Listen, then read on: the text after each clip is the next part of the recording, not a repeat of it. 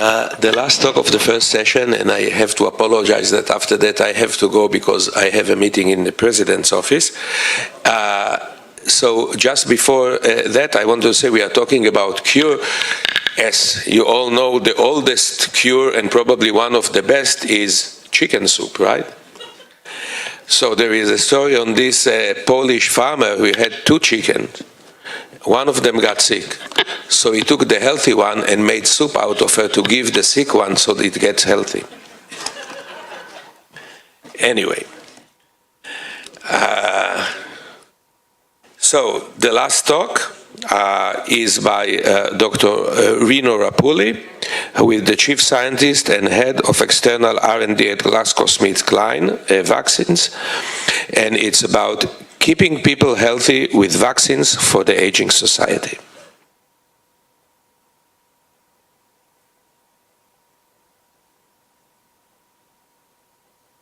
Thank you.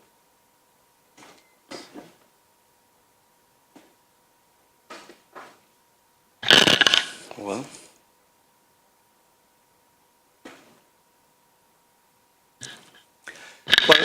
good morning. Let me see if I can get full screen. Oh, here it's down.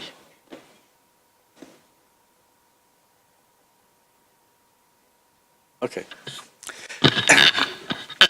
So I'm going to talk to you about vaccines and how they contribute to aging society and keeping people healthy. But when I talk about vaccines, I also want to start how vaccines contributed to the aging society.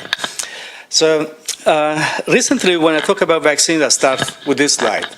It's a slide that goes back, let's say, 12 million years ago, when our planet was populated by non-human primates. Then, basically 5-7 million years ago, the first individual diverged and started the evolution of our species. And then a lot of things happened, and what we know usually when we look at the history of human evolution, that 100,000 years ago, men got out of Africa, and what we used to know up to a few years ago is that populated the rest of the world, and that was it. Now, thanks to the new technologies, basically during the last 5-6 years, we learned that things were not that simple, but thanks to the genomes of our predecessors that have been sequenced, mostly by Svante Pääbo at the Max Planck, now we know that basically sequence the genomes of pieces of bones or teeth of our predecessors. And now we realize that when people went out of Africa, they met the Neanderthals, they met the Denisovans, and basically there was a lot of genetic mixing here, and the resultant people are a mix of all these things. And I like to say this for 2 things, because the technology allows us to rewrite our evolutionary history, which is fantastic. And the other thing is that basically it's fascinating to see how the history of our species is changing, and every week there is a new paper that basically tells something more. I'm fascinated by this.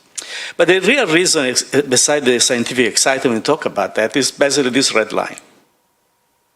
This red line is life expectancy, 3 million years of evolution. Well, for 3 million years has been more or less 25, 35 years. That doesn't mean people did not get old, just people got old were extremely rare. Older people died before. And then, at some point, 1750, a new piece of history started. Basically, life expectancy started to go up, up, up. It's gone up, it's still going up. And it's a straight line. And that's fantastic, because we are just up here and we are happy to talk about aging. But the key question is, why did this happen? What happened? Why did we gain 55 years since 1700, 35 years since 1900? Well, if you want to ask a question in science, you go back to data. These are data from the United States. From 1900 to 2010, here is life expectancy. And you see, 1900, just a century ago, actually, before my grandfather was already born at that time, life expectancy in the United States was 47 years. And today is 80, 85.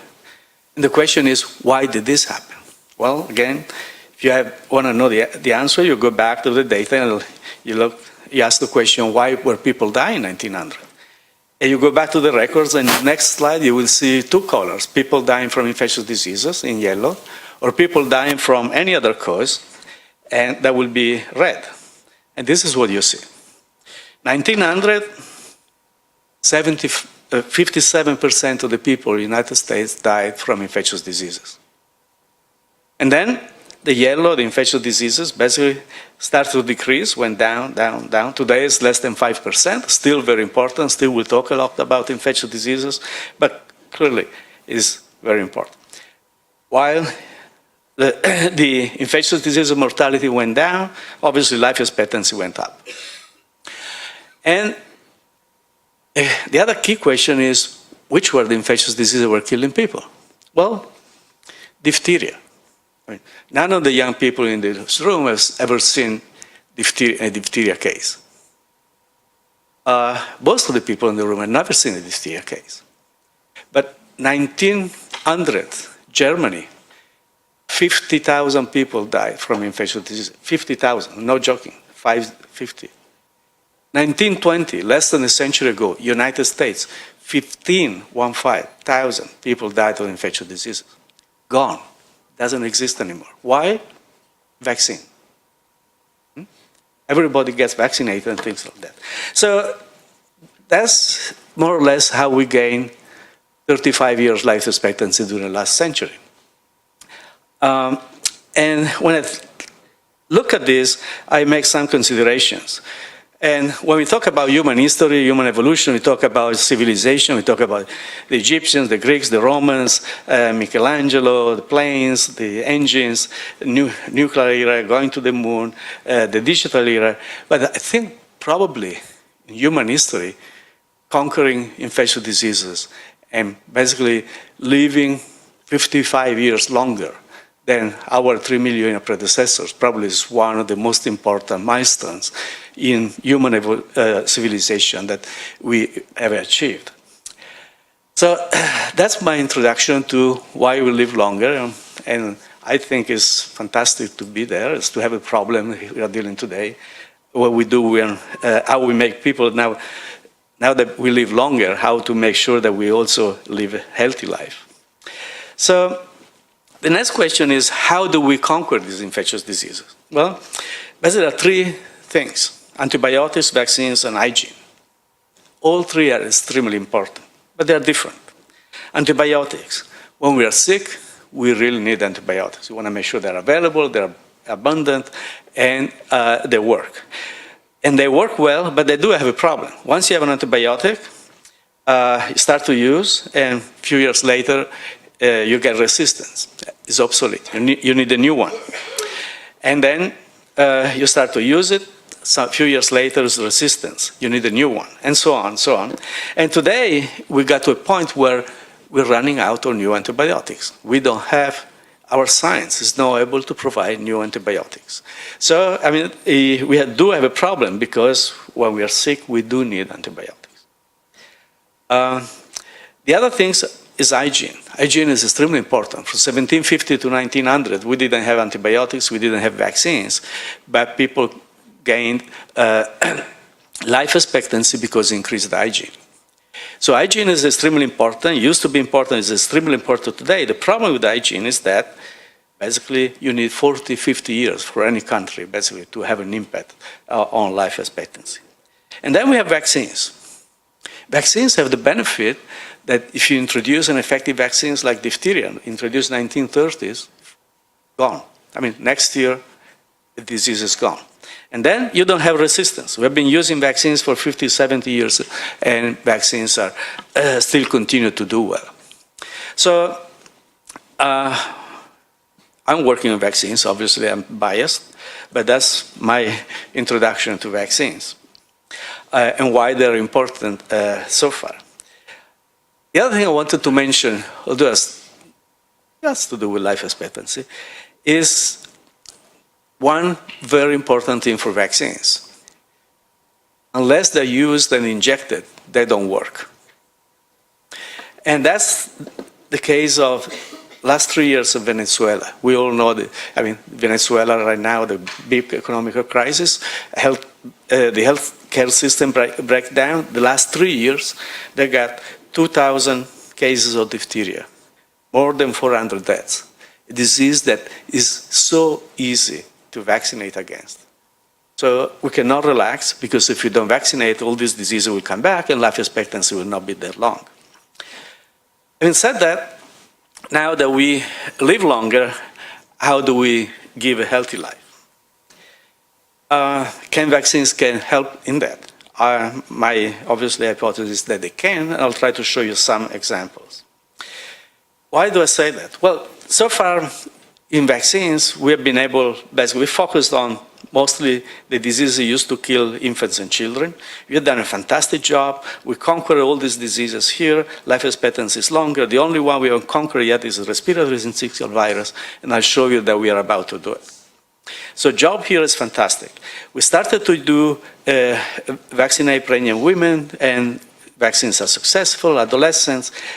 Now we want to turn into the elderly. That's our next target. What do we do for the elderly? Well, we want people not to get the diseases they used to get when they were for children, for instance, and want to do this. And then a lot of elderly people, they go to the hospital, they catch, for one reason, they catch an antibiotic-resistant bacteria, and many times they have very difficult life or they die because of that. So we need to vaccines for antimicrobial-resistant bacteria. Then obviously cancer is coming up as an important thing when people are older. And I'll show you the technology we have today. And I don't think it's a dream to think that maybe 15, 20 years from now, women when they're 50, they will be vaccinated for breast cancer, and men will be vaccinated for prostate cancer. And those cancers can be delayed 20 years or maybe forever.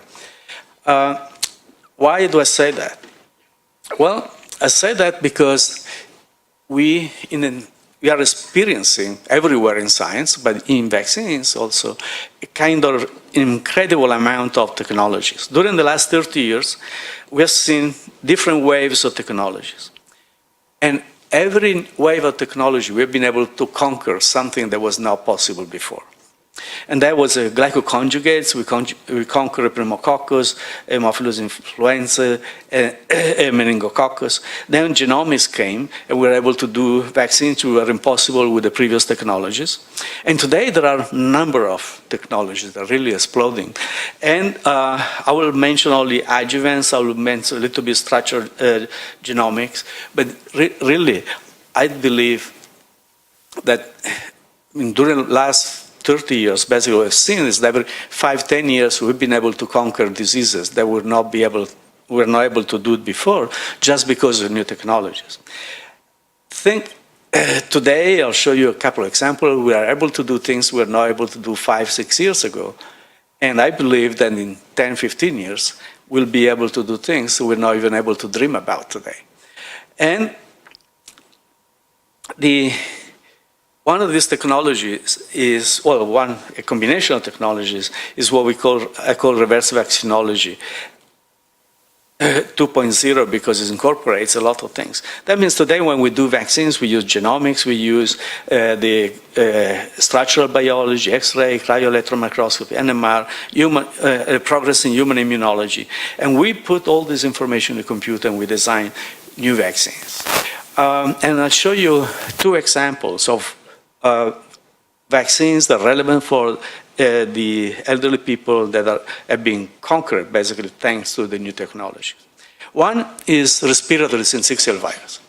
RSV is a virus that causes diseases in newborns and elderly.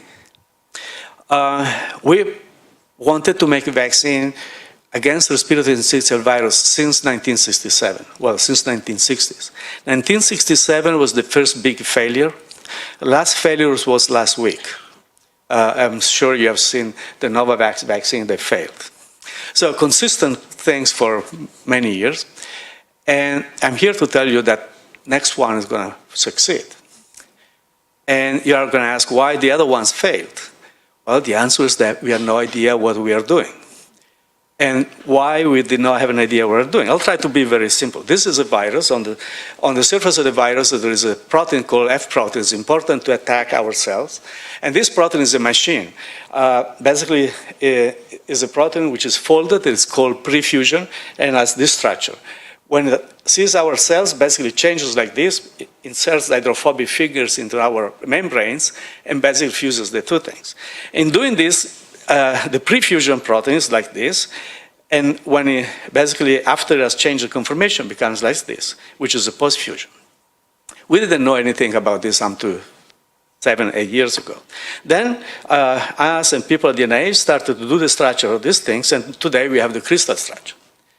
We have a crystal structure of the protein. This is a trimer on this, in this conformation, this conformation. The other thing we didn't know is that this conformation, which is an excellent vaccine, is extremely unstable. I mean, you can take the best biochemist, the best thing, you give this protein, if you think you have, it's gone, just as unstable. No way to keep it that conformation. And the important thing is that this is an excellent vaccine, this is the bad vaccine. So finally, the group at the NIH before us was able to do the structure of the prefusion. And now we have the structure, you see, the monomers. You have this is the prefusion, excellent vaccine. This is a post-fusion bad vaccine. What do you do? Well, simple. Look at these two red amino acids. They are very far apart in the structure. They are very close together here. So what do? You change the two amino acids into cysteine, disulfide bridge, done. Now, I have a grandchild, he's 2 years old. He could do it. These two amino acids are so far together, holding together somehow, and that's it. That's what has been done. The vaccine is working, it's in humans, it's going to solve the problem of RSV. Now, what's the trick? Now, my grandchild can do it, and before it was impossible. We didn't have this knowledge. We didn't have the crystal structure. We had no idea what we were doing.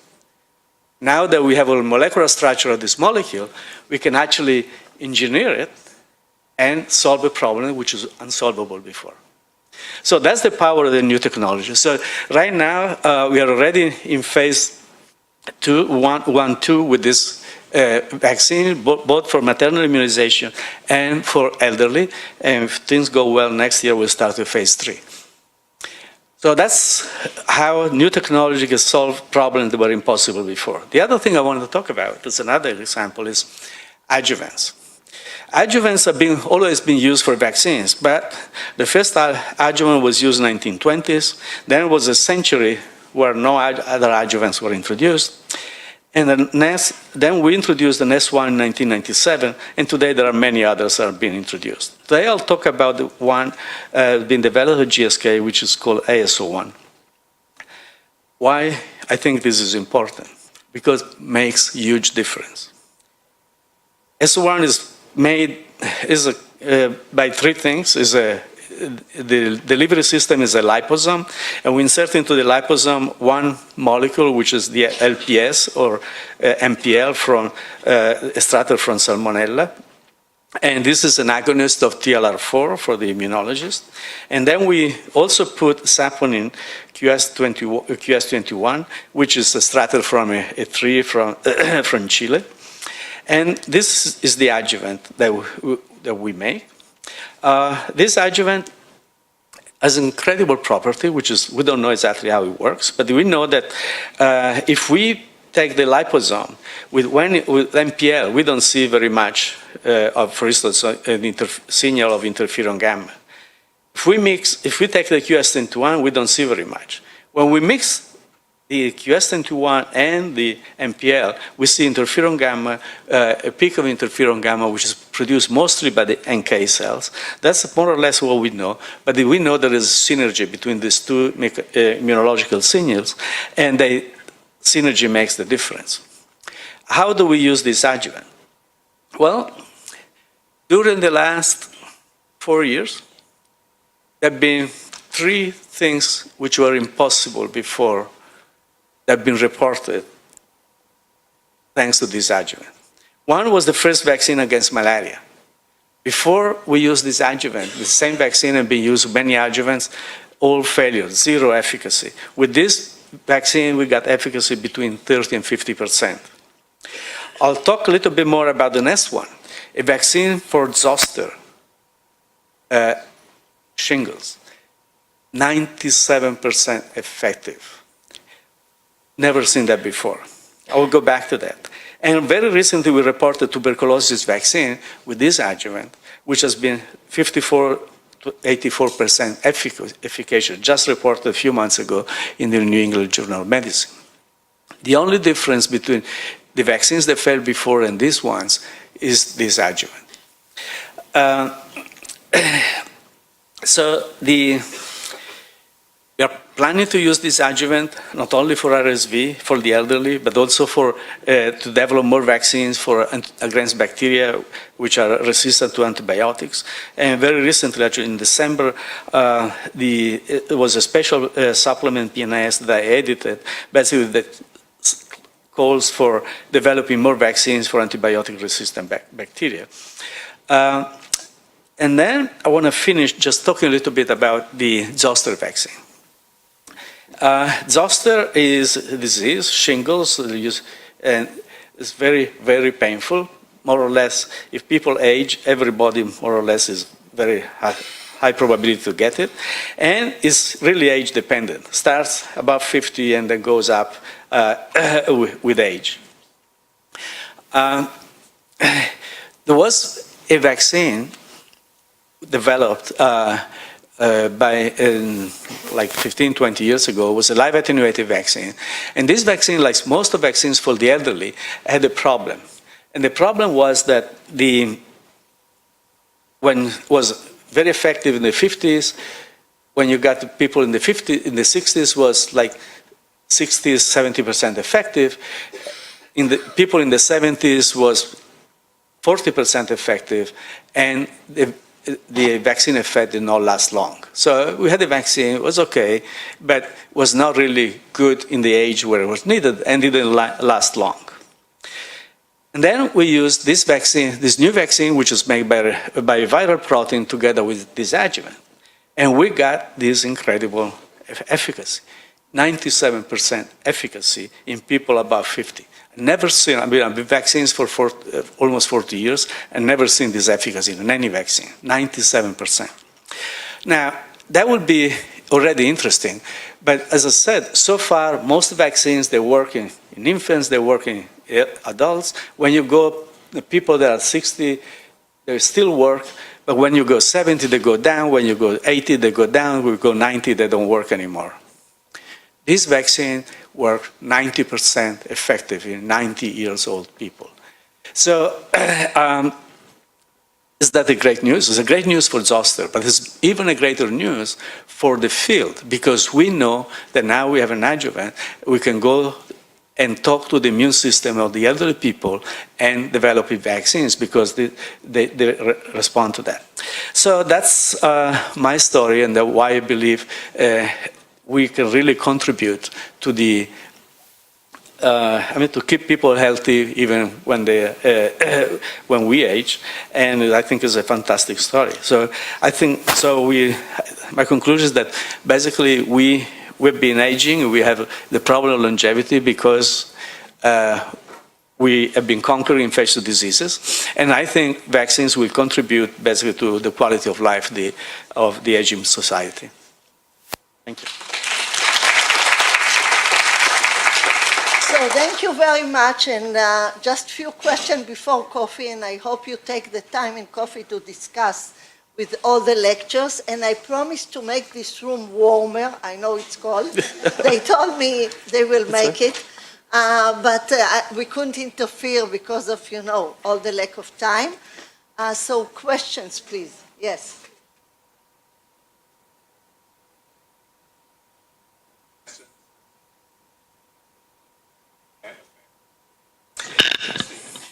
Well, the question of immunosenescence is a very important one. I think in 2009 I organized the first meeting on aging and immunity, and none of the human immunologists have been looking at the immunosenescence. Today, a lot of people are looking at that. We don't know very much. The best thing that comes from some study of systems biology, where basically they came up with a kind of bioage. So people, they use systems biology to look at the health of the immune system, and they take people at 65, and they look at the immune system, and they find that some people have the same immune system profile as 40 years old people, and other people have the kind of profile of elderly people. And usually the one with a young bioage, even if they're 65, they do respond well to most of the things, the others don't. The real profile why the immune system is aging, there are a lot of things, but there's not really one thing that I would be able to say I think the field is moving, but it's very difficult to say in one word what's the peculiarity of the aging immune system. Yeah.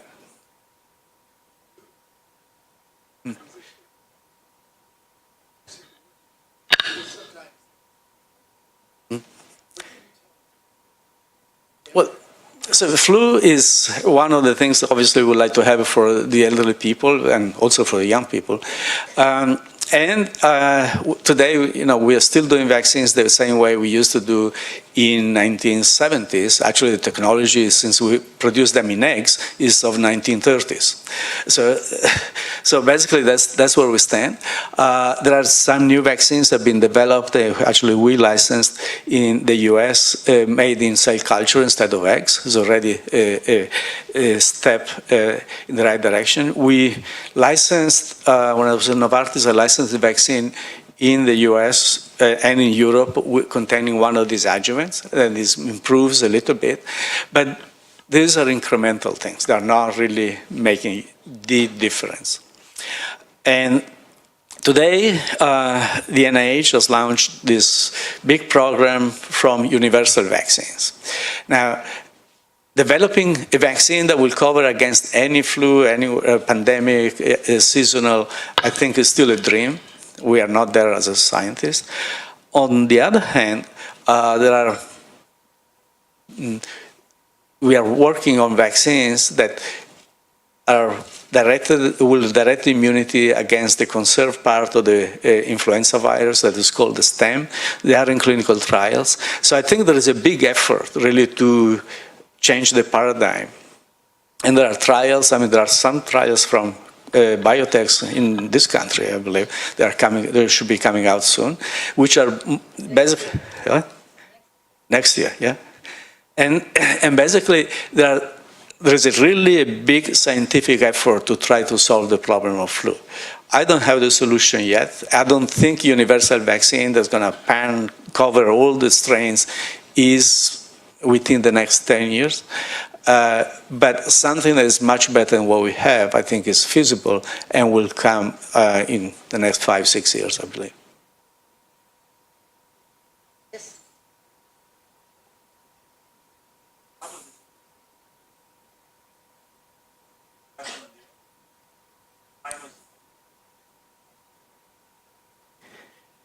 Actually, I don't work on that, and I'm not sure I know people that do that. Sounds a good idea, but I'm not aware of people doing that. There are a few? Well, very happy to talk to you. So, now, thank you very much all. Go out.